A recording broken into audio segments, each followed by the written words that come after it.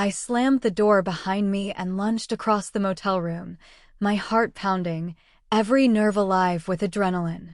The security guard's voice still echoed in the hallway, "Step away from the door, or I call the police."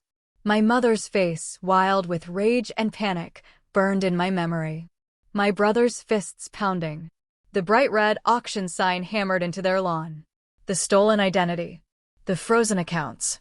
In one night, everything shifted. I had pulled into our long driveway in Scottsdale holding the apple pie I'd baked all morning, hoping for one peaceful New Year's dinner. My name is Claire, I work in finance in Chicago, and I had flown home just for this. I walked out onto the patio, the grill smoking gently under the twilight, the perfect suburban scene, but the calm fell away the moment I saw my sister, who was manning the grill, look up and say in a matter-of-fact tone, "This year's only for real family." My steps faltered. I tried to ignore the words and scanned for my mother, but instead I found my steak being scraped from my plate, tossed directly into the golden retriever's dog bowl. "Nobody's expecting you, Claire," she said, voice flat, while the dog lapped at the meat. The humiliation stabbed through me like a cold blade. I set down the apple pie I'd worked on for hours, turned wordlessly, and walked back to my rental car without another word. That night I found myself in a shabby motel room on the outskirts of town. Windows cheap, curtains thin, the parking lot light flickering. I paid in cash. I didn't want a paper trail.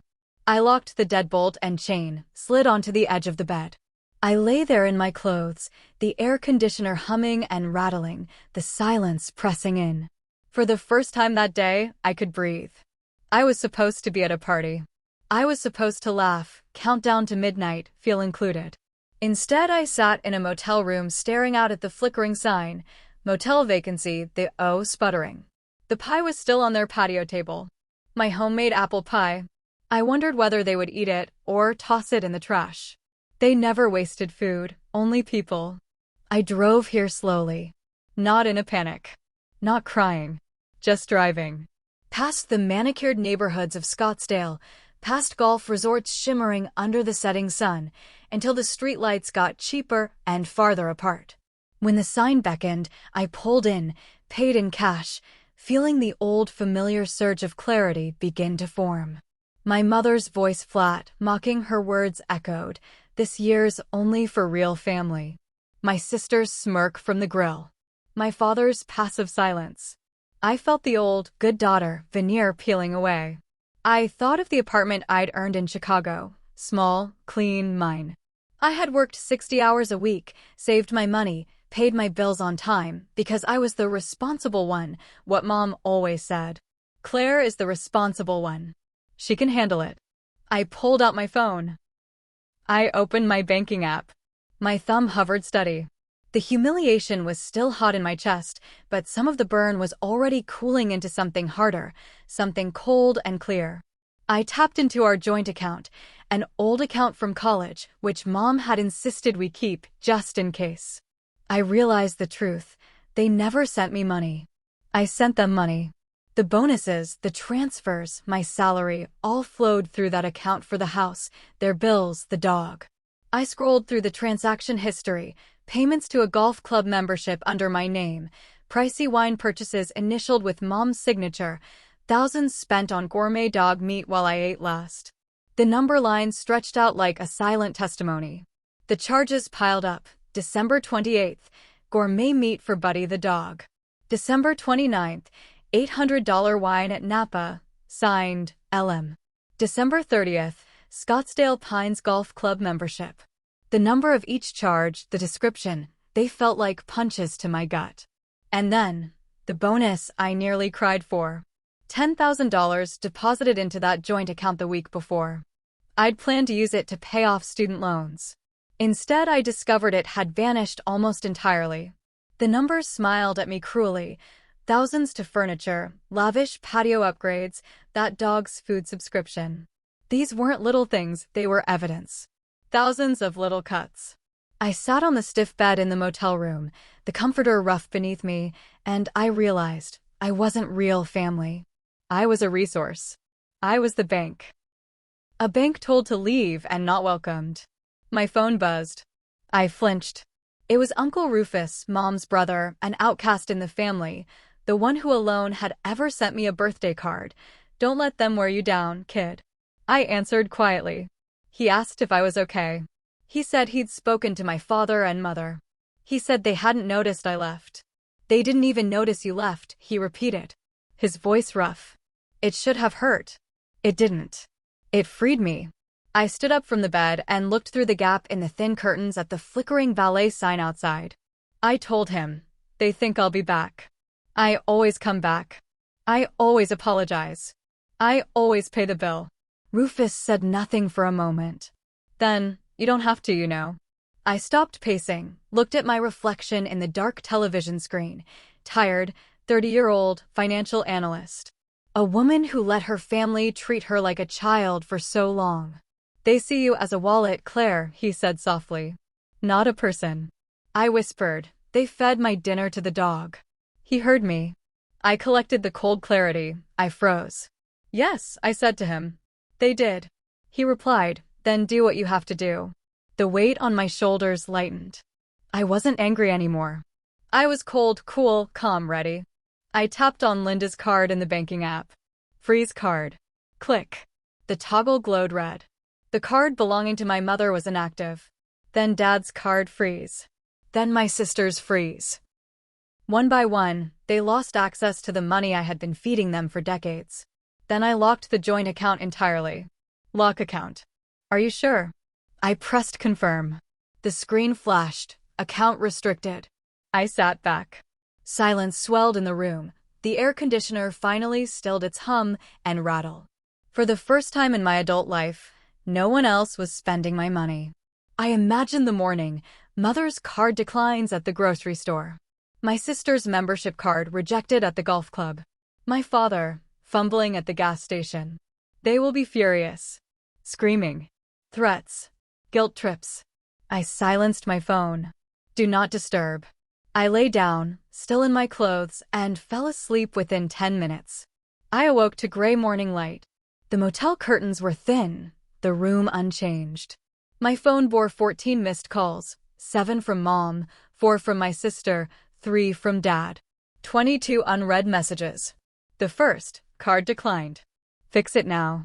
The old Claire would have crumbled, called and apologized, begged for mercy. I read it. Then I deleted it, all of them. The freeze was defense, yes, but not enough. I remembered my sister's startup. 6 months ago, she had asked me as sister, "Claire, can I use your name on a business account? It's just paperwork, just for 3 days." I had said yes, trusted her, was the responsible one. Now I saw what it was. She used my credit, my name as a shield. When the company fell, I would be the one in the wreckage. I called my only ally. Reagan Hill, cybersecurity specialist, my friend from college. She said, "Good, finally. But there's more." I plugged in my laptop in the motel room. Slow Wi-Fi, cheap desk. She guided me through a screen share. The company account, $150,000. Under the name Monroe Innovations LLC. Primary owner, me. Secondary, my sister. My name, the legal liability. He didn't route money. He used you. Reagan's voice sounded ice sharp. He built his empire on your name. I sat stunned. Her instructions were brisk. Open a new savings account at a bank my family never heard of. Transfer all $150,000. Move it. Memo, owner's withdrawal. In one click the money moved. I drafted the email to the lead investor firm. My name used without consent, removed from the LLC, all pending transfers void. The nuclear option, but necessary. I hit send. Within minutes, series of funding terminated. Contracts nullified. My sister's empire crumbled at dawn. How do I feel? I answered, balanced. My portfolio? Balanced. Reagan approved. Now go get some coffee. The real storm is about to start. And then, footsteps. Car door. Slamming. My heart raced. My sister, angry, red-faced. My mother, makeup smeared, party clothes rumpled. Room 108. The pounding. The door. I looked through the peephole. I did not hide. I walked to the door and picked up the motel phone. "Send security," I said. Their voices stopped. The fatigue, the rage, faded into disbelief when the guard intervened. They were escorted out. I pressed my forehead to the door, whispered, "Just for me. I already did for 30 years. I flew to Chicago next morning." I watched the desert mountains vanish under the plane's wings. Their world exploded in identity and entitlement. I left it. Back in Chicago, I locked my apartment door behind me and found the plain white envelope from Uncle Rufus on my kitchen counter. Inside, a thumb drive. I feared to look, but I did. I plugged it in. A voice, Rufus's. He had recorded Mom and my sister planning how to reclaim money, how to make me come crawling back. What I thought was guilt turned to rage, a cold, clean rage. I saved that file. I named it evidence. I backed it up. I cried tears, but I wasn't sad. For the first time, I felt free. They weren't sorry. They were mad I changed the password. The silence that followed was no longer empty, no longer waiting. It was earned. The silence after the explosion wasn't peace. It was planning. Weeks passed after I returned to Chicago. I slipped back into my routine, waking early, organizing financial reports, sitting in my office overlooking the icy Lake Michigan. I didn't hear from them, no calls, no texts, no attempts to reach out. The quiet from my family had shifted. It was no longer the passive, neglectful void I'd grown up with. This was something darker. Calculated. The plodding silence. Reagan called it exactly that. "They're rats in a trap now, Claire. And rats bite." I brushed it off, tried to focus on work, but a part of me was waiting. Watching. It came one night at 3:17 a.m. My phone buzzed on the nightstand like a dying hornet. The screen lit up. A Zelle request from Linda Monroe. Amount, $2,600. Memo, emergency motel extension. House pipe burst. Please, Claire. We have nowhere to go. Freezing. My heart stopped. The old panic came roaring back, my fault. They're homeless. It's freezing. I sat up, hand trembling, almost tapping approve out of reflex. But then I remembered. I heard Ethan's voice in the back of my mind. She'll crack. She always does. No. I opened the attachment in the message, a blurry photo of a wet tile floor. I recognized the kitchen. Towels scattered. Puddles. It looked convincing at first. But I'm an analyst. Details are my world. I downloaded the image, opened it on my laptop, zoomed in. Water pooled near the sliding glass door, odd. Then, reflected in the dishwasher handle's chrome curve, I saw it. My mother. Holding her phone. And next to her, the green coil of a garden hose, snaking in from the patio. They weren't freezing. They were faking. They had sprayed their kitchen in the middle of the night to stage a $2,600 emergency. I felt something new, not heartbreak, not humiliation, rage. Cold, clean rage. I declined the request. Then I sent my transaction. To Linda Monroe. Amount, $50. Memo, for the ribeye steak Buddy ate. I pressed send. The phone lit up again and again. Calls, messages, dozens. I made a cup of tea, calm, methodical. I waited. Then I opened the messages. You ungrateful. How dare you? $50? Is this a joke? From Ethan, you're a sociopath. You'll regret this. You're going to die alone. From Dad, Claire, please. Your mother is very upset. This is not right. Call us. None of them were cold. None of them were freezing in a motel. They were awake at 3 a.m., furious that I saw through them. I took screenshots of every message. Saved each one in my evidence folder. The $50 was more than an insult. It was a declaration. I see you. Then came the dead silence. Not angry. Not pleading. Just void. It was frightening. This was the silence of a snake coiling. I knew them. They were regrouping. Calculating. A week later, while working late, an email popped up in my personal inbox. Subject, credit monitoring alert. New inquiry. My blood ran cold. I froze all my credit after the fallout. It should have been locked. Unless. I opened the monitoring app. New account opened. Capital One signature visa. 4 days ago. I hadn't done that. I called the fraud line. A calm man answered. I gave my name, my details. Yes, Miss Monroe, he said. A signature visa was opened using your information. And there was a call to unfreeze your credit. We have the voice recording. The caller passed all verification. I asked where it was shipped. Expedited. Scottsdale, Arizona. Charges. $5,200 at Desert Diamond Casino. $4,600 at Proline Electronics. $9,800 in 4 days. I was shaking. My sister had impersonated me, stolen my identity, opened a credit line in my name. This wasn't betrayal. This was criminal. I hung up with the bank. They launched the investigation. But I wasn't safe. I needed backup. I called Reagan. I whispered, hiding in the office conference room. She did it. She stole my identity. Her voice turned steel cold. We're done being nice. This is felony fraud. She met me at my apartment. We didn't go to her office. We went to the police. The station smelled of coffee, bleach, and resignation. Detective Diaz was weary, skeptical at first, family drama. But I wasn't just a victim. I was prepared. I showed him everything. The alert. The card. The charges. The texts. The motel video.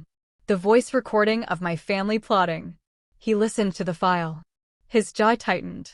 He took off the headphones and looked at me, eyes hard. Ms. Monroe, this isn't drama. This is identity theft. Wire fraud. Harassment. Reagan added, we need a restraining order. For Claire's safety. 3 hours later, we walked out of the station. My hands were numb. I whispered, I just called the police on my sister. Reagan, you called the police on a criminal. Blood doesn't erase that. Days passed. Then the call came. Ms. Monroe. Detective Diaz said. Just updating you. The order of protection has been served. And we visited your sister. He wasn't happy. But the evidence is strong. He used your name. Now he has to answer to it. That night, I slept without checking my phone. No alerts. No calls. The law was now between us like a steel wall. My sister, once the empire builder of the family, now had her name on a police report. And mine? Mine was finally protected. But the storm wasn't over. Not yet. Ethan's empire didn't collapse in a blaze. It crumbled in slow, public disgrace. After the fraud report, the police visit, and the restraining order, the fallout was brutal. The startup world talked. Venture capital circles were small, and word traveled fast. Monroe Innovations was a liability. Ethan Monroe had stolen from his sister, tanked an investor deal, and lost the legal right to even mention the company. No one wanted him now. His name was radioactive. He lost his consulting gigs. He hired a lawyer, an expensive one. And, of course, I was no longer paying the mortgage on the Scottsdale house. With their credit frozen and accounts locked, the house bled debt. The calls couldn't come to me, not legally. But they found another outlet, Uncle Rufus. He called one night, his voice low. Just so you know, kid, he said. The bank's taking the house. Foreclosure's official. I waited for guilt. The crushing, familiar wave. But it didn't come. Only a quiet acceptance. Your mother's been calling me, he continued. Screaming. Crying. Told me I'm the man of the family now. Told me to talk sense into you. I told her sense is a two-way street and her side's been closed for 30 years. Then I blocked her number. I nearly smiled. Thank you, Uncle Rufus. Don't thank me, he replied. Just, don't go back. Weeks passed. Then one afternoon, I landed in Phoenix for a work conference. The irony wasn't lost on me back in the city that raised me and almost ruined me. After my presentation, I had an hour to spare. I didn't plan it. I didn't want to. But something inside me steered the rental car down old roads. I parked across from the house. The lawn was dead. The pink flowers Mom loved were just brittle stalks. The windows dark. In the middle of the yard, a red sign. Auction. I didn't get out. Then I did. I walked past the dying hedges, the empty patio where I was told I wasn't real family, past the door I once hoped would open in welcome. I didn't pause. My heels clicked on the sidewalk like a metronome. I walked all the way to the end of the street. That house hadn't lost power. It had lost me. My restraint. And that was the only thing holding their world together. Months later, a small box arrived at my door in Chicago. No return address. But I knew the handwriting. Rufus. Inside, wrapped in an old dish towel, was Buddy's dog bowl. Stainless steel. Dull. Clean. The same bowl my mother scraped my steak into. The one for $600 gourmet meat. The symbol of how I was ranked beneath the dog. There was a note. Kid, he won't need this anymore. They moved into a tiny apartment. No dogs allowed. They gave Buddy away. I found this while clearing the garage. Thought you should have the last piece. I held the bowl in my hands. Cold. Heavy. Sadness flashed not for them, but for Buddy. He was the only one who greeted me that night with joy. And when he wasn't useful, they gave him away. Just like me. I didn't smash the bowl. I didn't throw it away. I placed it gently in the back of my hall closet under old scarves. Not a trophy. A reminder of what happens when you feed someone's dignity to the dog. That night, my apartment was quiet, but not empty. It was full. Earned. I sat on the couch, journal in my lap. I wrote only 3 lines. Portfolio balanced. Position, 0. No joint anything. I had divested. I'd cut the liability. My name was now only on my life. My bank account. My apartment. No cosigners. No one else had a key. The silence on the other end of the country was no longer something I feared. It was the space I needed to finally breathe. And I would never, ever let them steal that again.